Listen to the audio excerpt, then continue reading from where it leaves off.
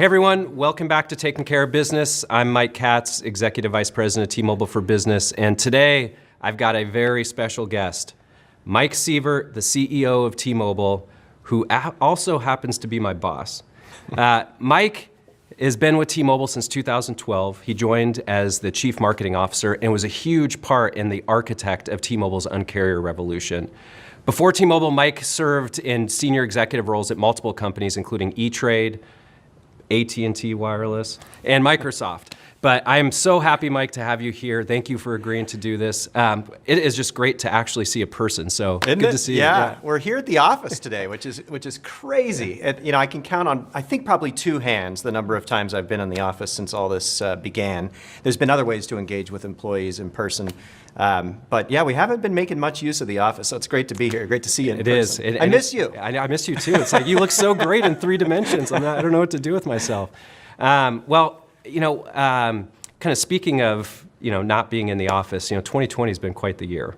And if you think about all of the things that have happened this year between you becoming CEO, between the merger of T-Mobile and Sprint, all of that happening with the backdrop of a big global pandemic, if you take any of those things by themselves, each one of them are kind of a career leadership challenge, each by themselves, let alone all happening at the same time.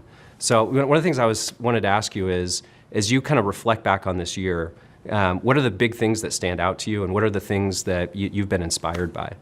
Well, first of all, thank God we're finally reflecting back on 2020. Isn't that good? This is a year that we need to start that phase as soon as possible. Listen, half of me wonders if people are tired of hearing about how hard 2020 has been.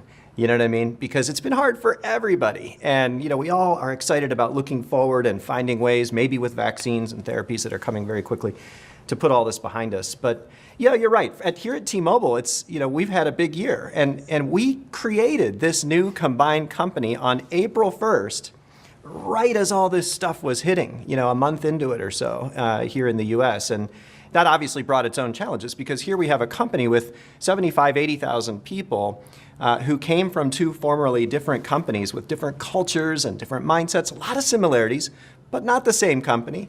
And right in the middle of this, while everybody's finding ways to cope, we said, hey, we're going to be one. And of course, I started on that day as well, April 1st, as CEO, as opposed to being president and chief operating officer as I was on standalone T-Mobile. And so that was a lot at once.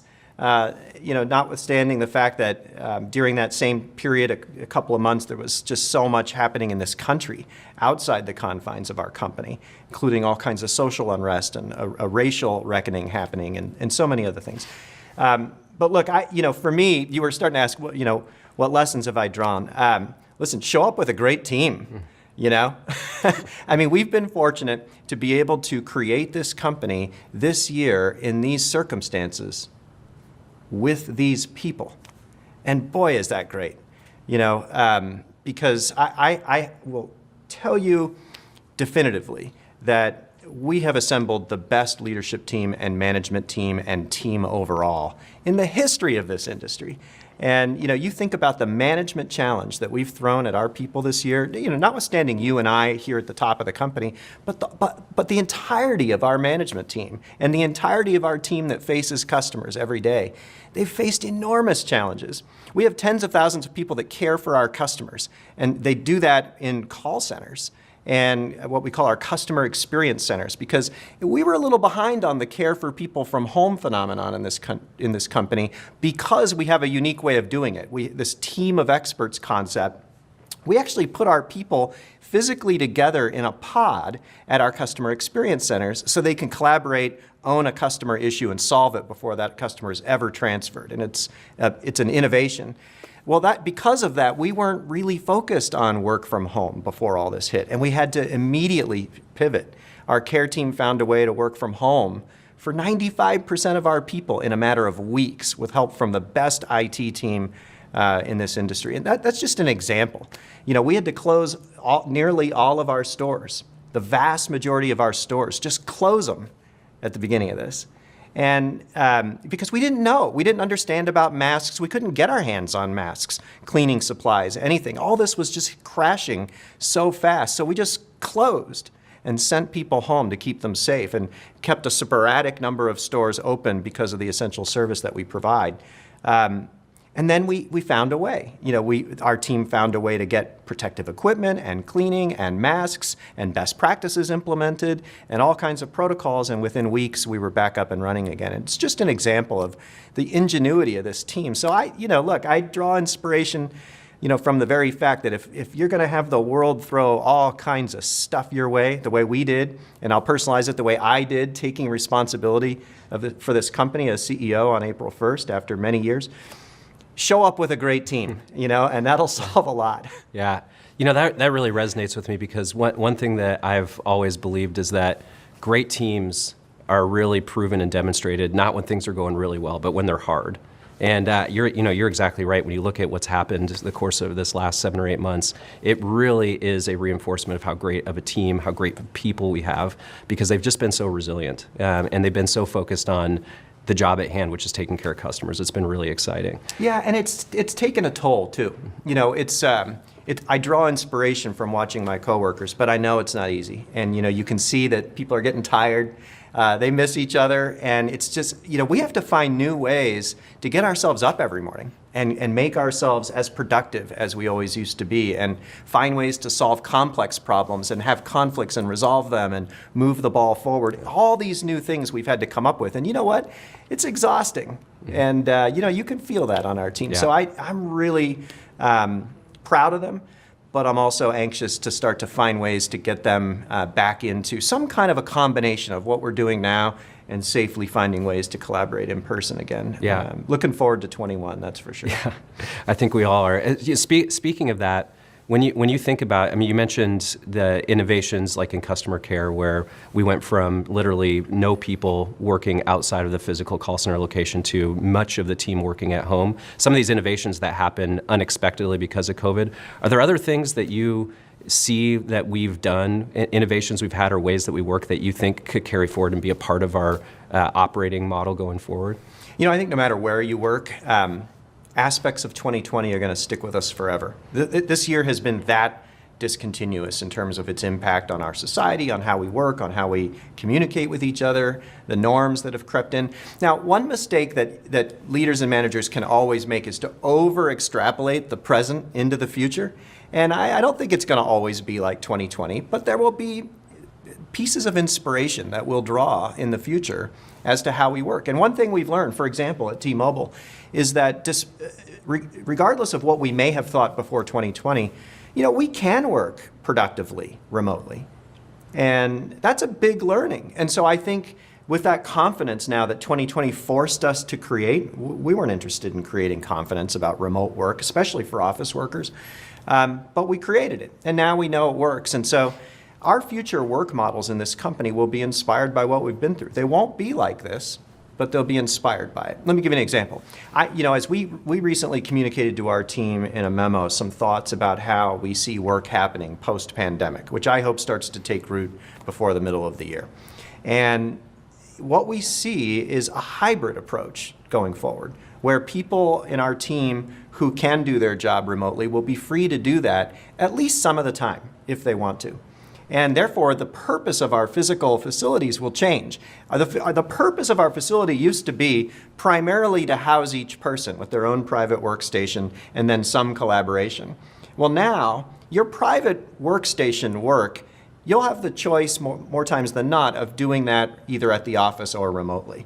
And therefore, the purpose of our facilities will become much more centered around collaboration and community. And at a company like T-Mobile, collaboration and community is really, really important. And that's another thing we've learned in 2020, how hard it's been without being together. And so we aren't envisioning much purely remote work going forward, even though that's how a lot of our employees are working today.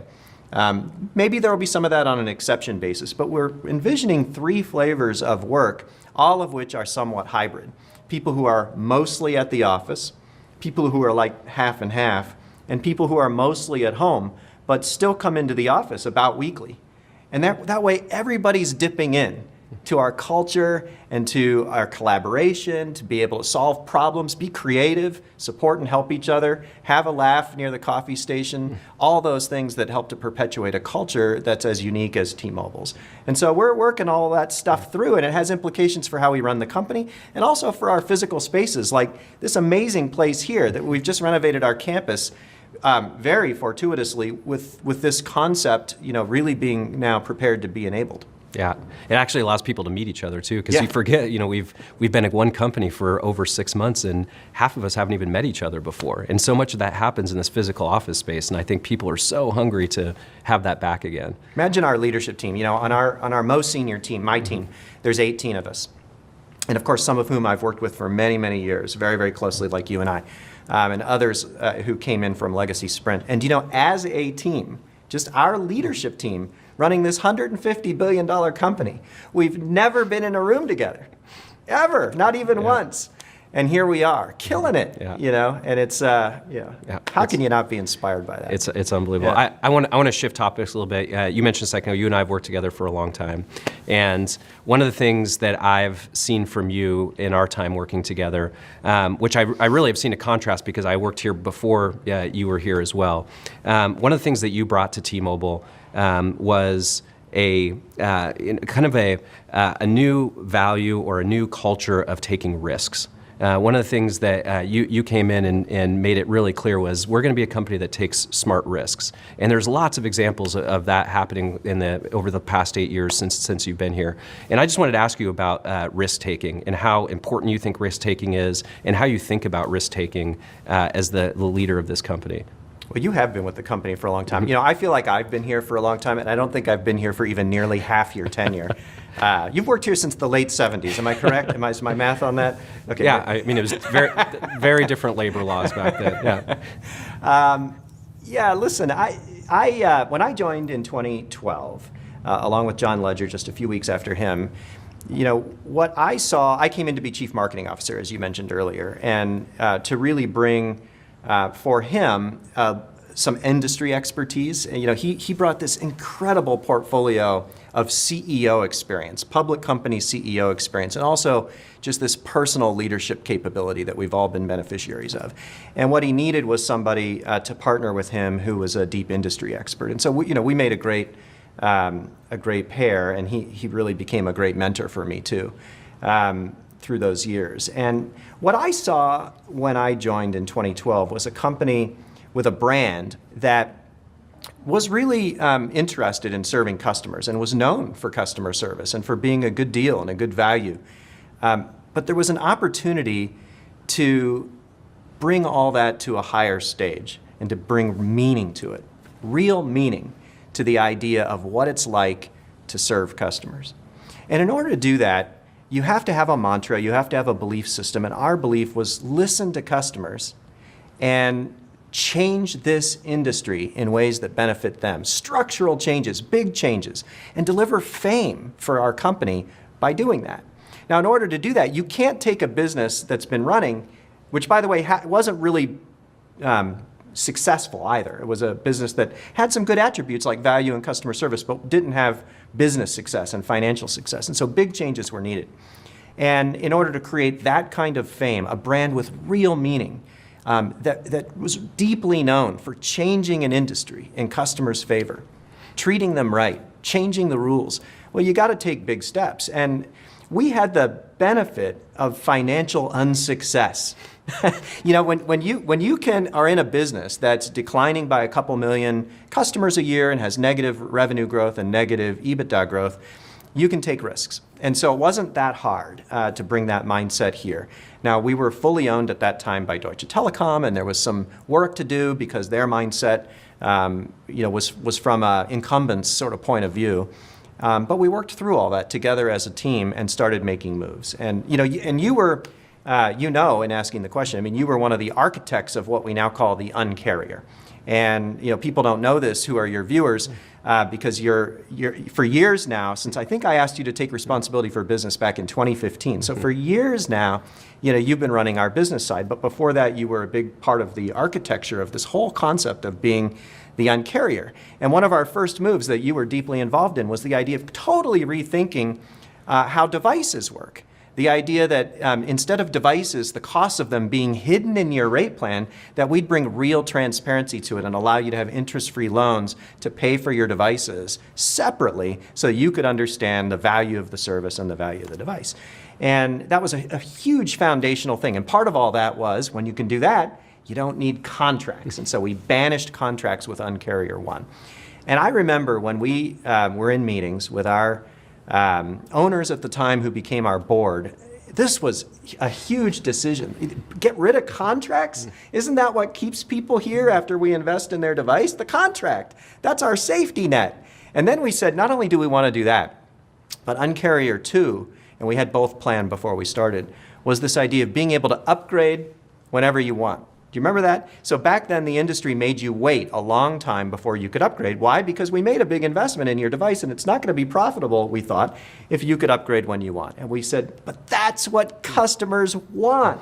Remember, this was way back in the part of the industry early in the LTE cycle. So, big screen phones were new, LTE-enabled phones were new, people wanted new, and the industry was holding them back.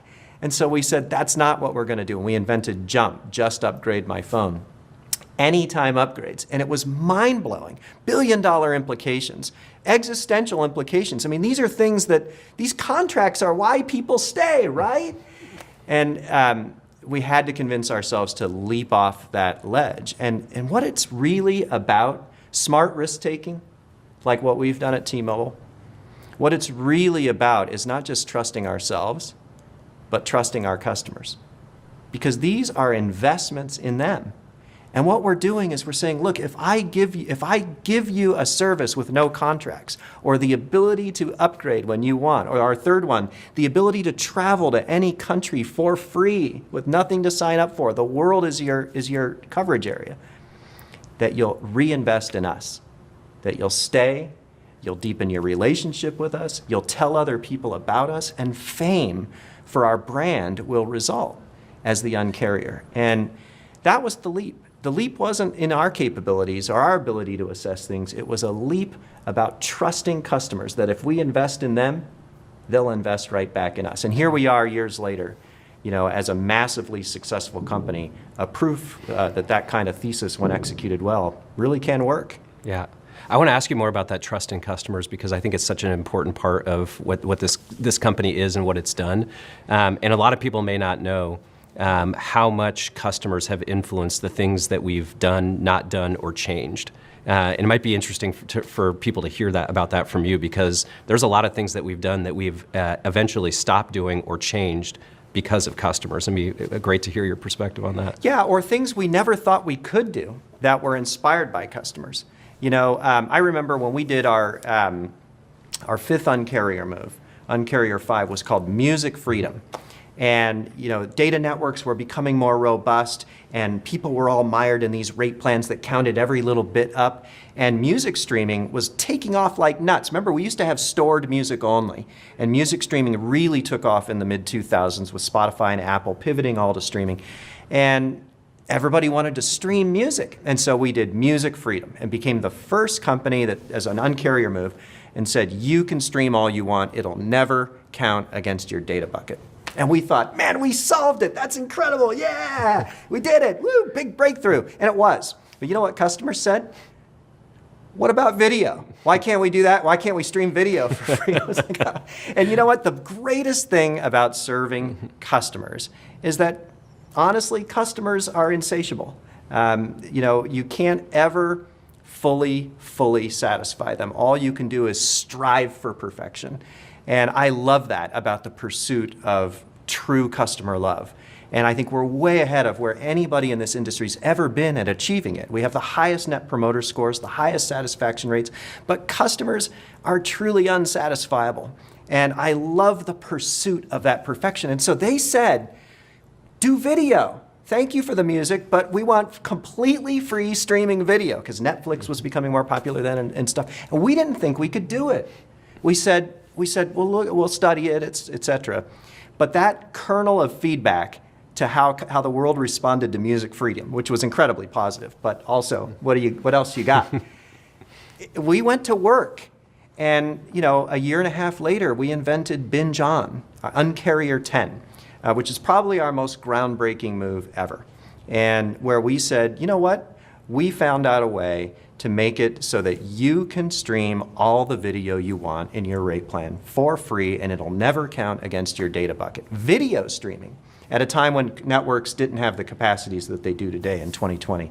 We were the first to do it. It was a massive breakthrough. It took a huge technology innovation to make it possible, and a handshake with customers about what they would need to do. And it's just an example of when you really listen to customers. They lead you to a place we didn't think we could go, but we found a way for them. Yeah. I wanted to ask you about one other kind of risk-taking. And it's something that I've seen you demonstrate many times, so I'd love to hear more about it from you, which is taking risks on people and how important that has been for you in your leadership success. It's one of my favorite things. And as a leader, I wouldn't say I'm the world's best interviewer. Like for me, it's this real artificial thing to sit down with somebody you don't know for 45 minutes and decide if they've got what it takes to lead a big part of your business and if you want to work closely with them for years to come. I personally am not that good at it. Some people are amazing at it. But what I do feel like I've learned to do is to figure out among the people I do work with, who are the people that ought to be running the company? Who are the people with unlimited potential? And and that's something I'm proud of. And so I do take chances on people who have proven it. And to me, some of the most effective leaders and powerful leaders are people who, when they start the job, they feel like they have something to prove. And I've been there over and over again. It might be why I lead this way. To the premise of your question, when I was asked to lead marketing at E-Trade, which was a hot.com in the 90s, I was still in my 20s. And they wanted somebody with my kind of background. I had Procter & Gamble background, so classic marketing, but also a technology background at IBM. They were looking for that combination. There weren't a lot of people with that combination. I was really young and unproven, but they gave me the job in 1998. And a few years later, I became Chief Marketing Officer at AT&T Wireless at 32. And people in both those cases, there was a person involved who took a risk because my resume didn't say I was ready for either of those jobs, not even close to be a CMO of a Fortune 50, Fortune 100 company at that age. But they took a risk, they took a chance, and that just made me feel like I have to prove them right. And you just bring so much passion and energy. And so for me, I love that. That's not to say that I don't also pick people who've done it over and over and over again. If you look at our leadership team, there's 18 of us, and we're just this fantastic blend of people who've been at it for many, many years, people who've come up in recent years up the curve as senior executives. We all bring a different perspective. Some are pretty new with T-Mobile, and some, like you, have been here super, super long. And I love that because we create a really great, diverse team with different perspectives that way. If you were giving somebody advice about taking risk on people, like what would be the things that you would have them think about? Well, first, you got to pick people who are willing to take a risk on themselves. Ultimately, career management is, for each of us as we pursue our careers, we have to, if we want to have more and more responsibility over time, and not everybody does, but if that's what we want for our careers, we have to be willing to take risks on ourselves and try things that we haven't done over and over again, and be willing to fail and get good over time. We have to find mentors who are willing to foster that in us, who see that in us, and who are willing to come along and risk with us, take a bet on us. And so it's a two-way street. And that's the advice I'd give, to a leader. Find people coming up the experience curve, young or old, in a particular domain space, who are willing to go out, step out, try things. Ultimately, that's part of what makes our whole company work. For years, when we were at standalone T-Mobile, I would tell our team, someday, one day, we're going to be as big or bigger than AT&T and Verizon, but we must never become them. We must never become like them. And what I'm talking about when I used to give that speech, of course, now we're number 2. We've surpassed AT&T. It makes what I've been talking about all these years even more important, which is the mindset of being able to take smart risks and step out and try things, and also the mindset around when that happens, how we support each other. Because when you get in a really big company, the tendency is not only to not take risks, but the tendency is to slap people down who do. And it's a self-perpetuating thing. In fact, the tendency is for the enemy to be down the hall. And you don't want to step out, or that guy might crush you. That's when companies start to fail. And so that's what we've guarded against all along here. You know, I won't say enemy, but our opponents are the guys at those other companies. You know, they're over there. They're not down the hall. We're a team. And so being able to foster that and support each other. We try things, and you know what? I love to come to sessions like this and tell you all the success stories. But we've tried lots of things that kind of didn't work out the way we had hoped. That's okay. We pick ourselves up. You know, we learn some things. We celebrate it. Sometimes we shoot off a confetti cannon, and we move right on to the next thing, and we never look back. So other than to take on board the lessons. So yeah, you know, it's about finding people who are willing to take a chance on themselves and being willing to take a chance on them. Yeah. You know, we've talked a lot kind of looking back at 2020, and in many ways it feels like it's been a really, really long year. But if you think about it in relative terms, this company is new. I mean, it's a 6-month-old company. And so when you start thinking ahead into 2021 and beyond, what are some of the things that you're really excited about, and what's next? What's next for this new T-Mobile? Well, you know, we're talking here in December of 2020 at what I think we're within a month or two of what I would call the dawn of the 5G era. You know, the 2020s are going to be the 5G decade. And I think our opportunity is to not only transform people's lives and how they communicate, collaborate around the world, but our opportunity as an industry is to connect people in ways they've never been connected. And for us as a company, it's a leadership opportunity. You know, in 2010, when 4G LTE came to this industry, Verizon was way out in front in the US. And you know, we didn't know what 4G would become, but the companies plunged themselves into it.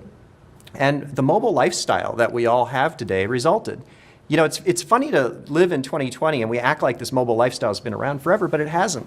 When we were building 4G LTE technology, I was at Clearwire, which is now part of our company. We really thought that 4G would be about loading pictures faster on picture phones, because that was the world we knew. Smartphones were just taking off. They weren't a way of life. We didn't have Uber. You know, at scale, we didn't have Snapchat. We didn't, you know, the big companies like Facebook and Google hadn't pivoted their whole strategies yet around mobile, at least not successfully yet. And so the mistake was to extrapolate that present into the future. And what happened instead was all those companies, Apple, Google, Facebook, the most valuable companies in the world, completely transformed around mobile.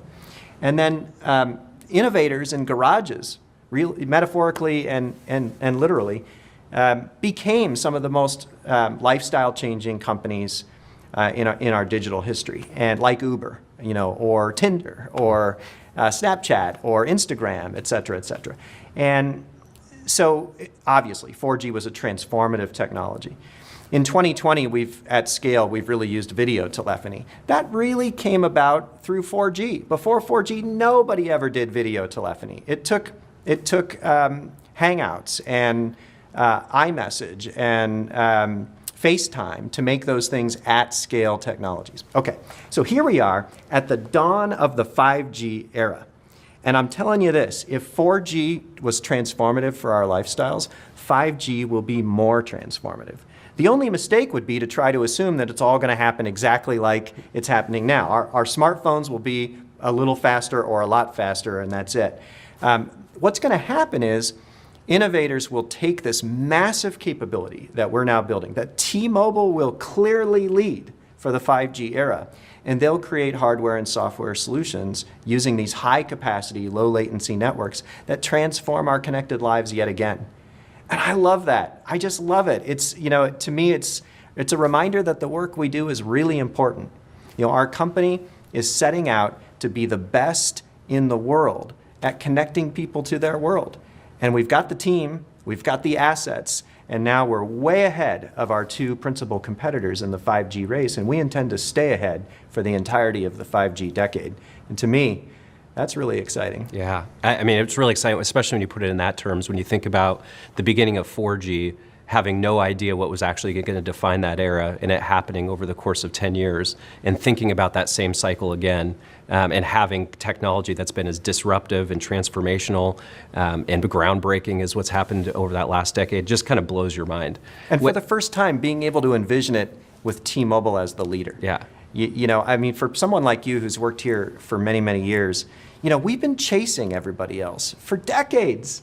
And now for us to start this incredibly important 5G era as the leader, and with the wherewithal to remain the leader through the entirety of it and become famous as the best network in this country, that's our opportunity. Yeah. It's an amazingly exciting moment. What is it that gives us that advantage in this era relative to previous eras?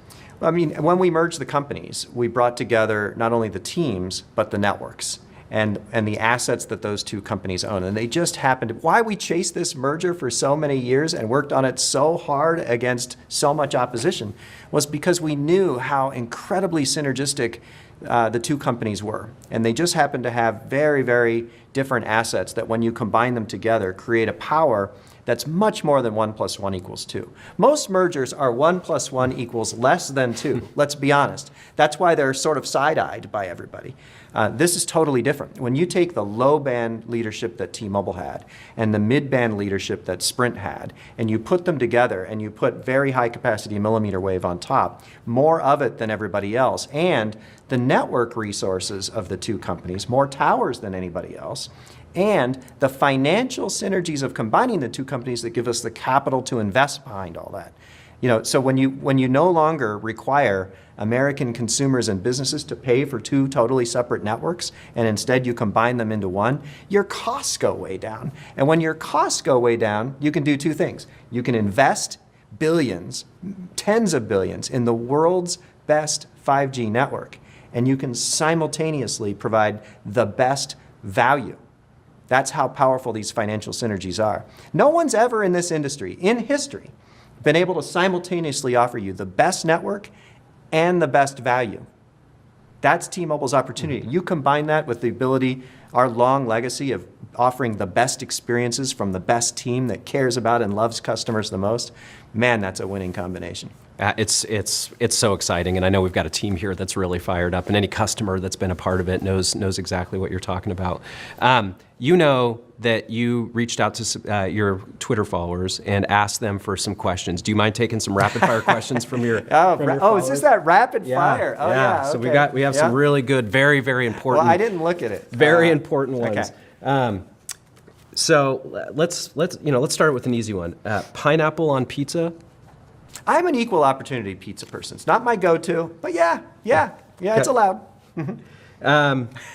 Staying in the food category, favorite road trip or gas station snack? Hands down, baked Lay's. Best salted snack in the history of mankind, no doubt. And you put it right next to Pringles. You always thought you liked Pringles? No. Yeah. You get the baked Lay's, nothing like it. Now, here's the problem with baked Lay's, though. You open the bag sometimes and you find 7.5 potato chips. They need to work on that. But it's the best salted snack ever invented. Oh, and it's healthy too, right? I mean, it's baked. Yeah. It's baked. If you were a small business owner, what would your business be? I kind of am, or at least my family is. My brother and sister-in-law have a brewery in Kirkland. Kirkland's leading brewery called Chainline, and Suzanne and I are involved in a tangential way. And that's the kind of business that makes sense to me. If you're into food and beverage, like Chainline Brewing, like coffee companies, a business that's about bringing people together and creating community and celebrating good times, that puts a smile on people's face. Well, staying in the drink category, and I know you're a big coffee drinker. Favorite coffee roast? Our favorite roaster is Zoka, which is a local roaster here in the area. I usually buy their Tangletown blend. But if you press me on single origins, I'd say real earthy, dark Sumatra and Indonesian single origin stuff, or maybe Costa Rican, which is a little more balanced. Sometimes you can find some great stuff there. I don't know. I'm really into it. A good French press is the best way to start. Yeah, I mean, I don't know why it's 3 o'clock and dark outside, so I don't know why you'd be so into it.